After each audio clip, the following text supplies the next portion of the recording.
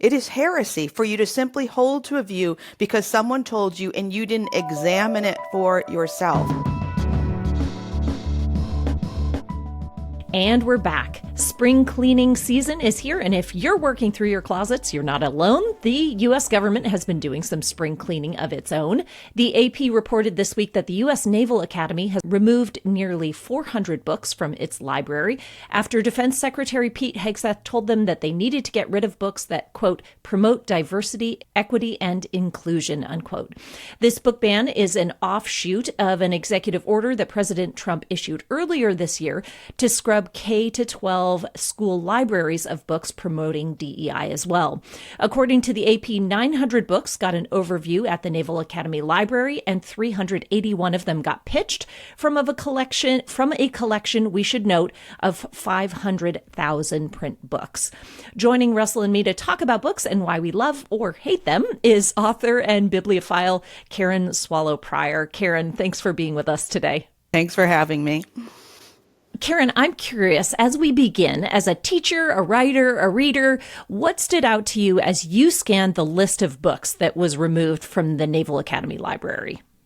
Well, when I initially scanned it before reading a lot of the news stories, it turned out that what I thought was the case, that it was just a digital search for key terms initially. I mean, all of the titles had one or another of the key terms, including a volume on medieval drama that just simply had gender in the title. I don't think there was a whole lot of DEI going on in the medieval stage, but well, maybe there was some cross-dressing, but so it was just clearly a very mechanical process with no humanity behind it in a literal sense, but obviously, more importantly, in a much more metaphorical sense, because the whole point of reading books and reading widely is because it deepens our humanity and our understanding of one another.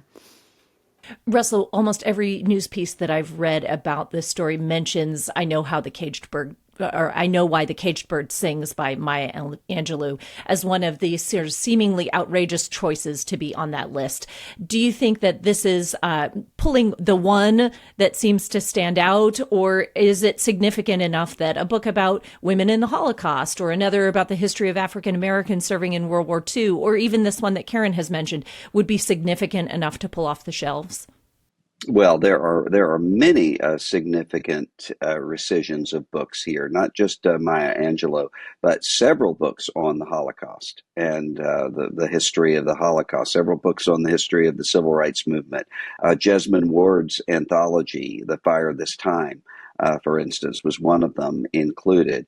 And the entire project of saying we're going to go through with, as Karen said, a list of keywords to try to pull off books that address in any way issues of race or the Holocaust or these other things is really deeply worrying. Not to mention, one of the things that book banning has shown over the years is a complete ineffectiveness at its own aims. Silencing ideas is much, much harder than often these book banners think it will be. Yeah, Russell, you mentioned over the years, and I think about an opinion column this week from The Hill that said that this book ban was an act of McCarthyism. For those of us who were not born yet, what's he referring to, and is that a fair comparison here? Well, nor was I born yet when Joe McCarthy was. What usually people mean by the comparison with McCarthyism is the way that there was for McCarthy, there were legitimate concerns about communist affiliation within branches of the United States government. I mean, Alger Hiss, for instance, in the famous back and forth between Alger Hiss and Richard Nixon, we now know was in fact compromised by communist intelligence, and there were several others. They took a legitimate concern and turned that into a power move of suggesting that people who had no affiliation with communism at all, but simply had certain political views that they disagreed with, to say these people are communists and should be should prove themselves innocent, or else they should be deemed as guilty. And a lot of that had to do with, I mean, if you think about the way that a lot of the backlash to the civil rights movement was framed in precisely those terms. This is communist infiltration. Martin Luther King is doing communist training and is trying to bring down the United States government. That sort of language now being applied to DEI. It's a really rhyming, if not completely echoing, sort of phenomenon.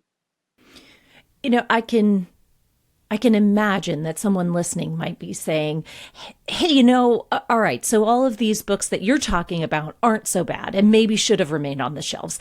But I scanned the list and I saw a number of ones that were very concerning just in terms of their title, their assignment in the Dewey Decimal System, what their content appeared to be. I would be interested from both of you, because both of you have spent many years in the classroom. Talk to me about how you use books in a space, in the context of a classroom, with which you disagree. Where might you assign a student to read a book where the ideology was very different from your own? And it was on the shelves in the school library. Yeah, I mean, of course, as an English professor, I would do that every day. Assign a book that I might not know agreed with a student's understanding, perspective, experience, and even worldview sometimes. I mean, the whole point of reading books is to learn and to grow and to be challenged, often in a productive way, in the sense that, I mean, I cannot talk about any of this without referencing John Milton, my favorite anti-book banner, who in 1644 wrote to his own fellow Puritans who were in charge in Parliament, who were about to issue another licensing act so that no books could be printed without their permission. And he argued eloquently from a Christian perspective that many points he made, but one I think is germane here. He said that if you are a Christian and you hold to a doctrine because your pastor told you to, that is your heresy. It is heresy for you to simply hold to a view because someone told you and you didn't examine it for yourself. He said, let truth and falsehood grapple in the field. Who knew truth to come out the worst? I'm just paraphrasing here. He says it much better. But if we are people who believe in truth with a capital T, then we understand that reading those things that contain just a little truth or distorted truth or some of the truth are things that can help lead us closer to truth with a capital T. I mean, Augustine says, to seek truth wherever it may be found. And that means reading a lot. That means digging through a lot. That means weighing, considering, and discerning, and believing something because you know it to be true, not because someone told you it was true. And as a theology and ethics professor, I assign books with which I disagree all the time, also because I want my students to actually be able to refute those arguments as they exist.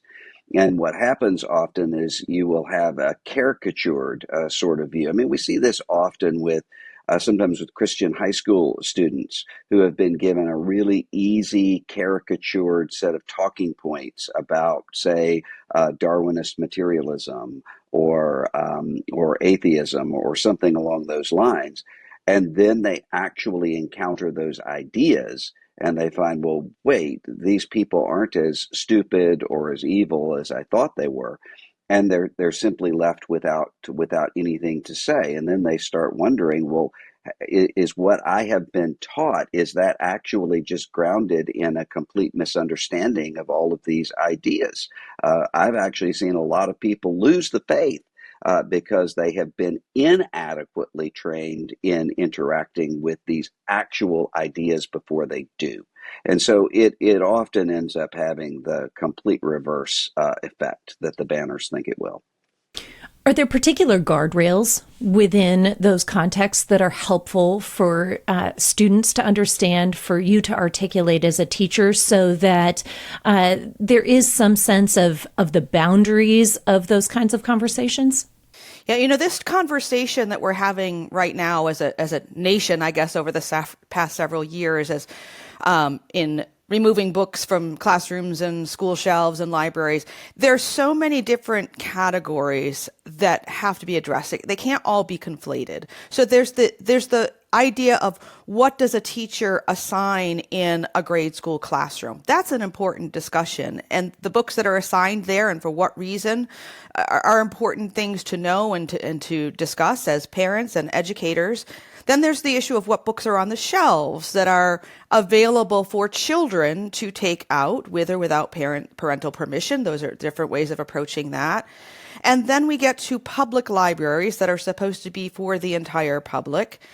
And then the discussion we're having today is about grown-ups who are supposed to be defending our country in the global theater. There's not a lot of masculine energy going on behind this impulse to pull books from the shelves, let me just say. There's a lot of fragility and snowflakery, if I can put it that way.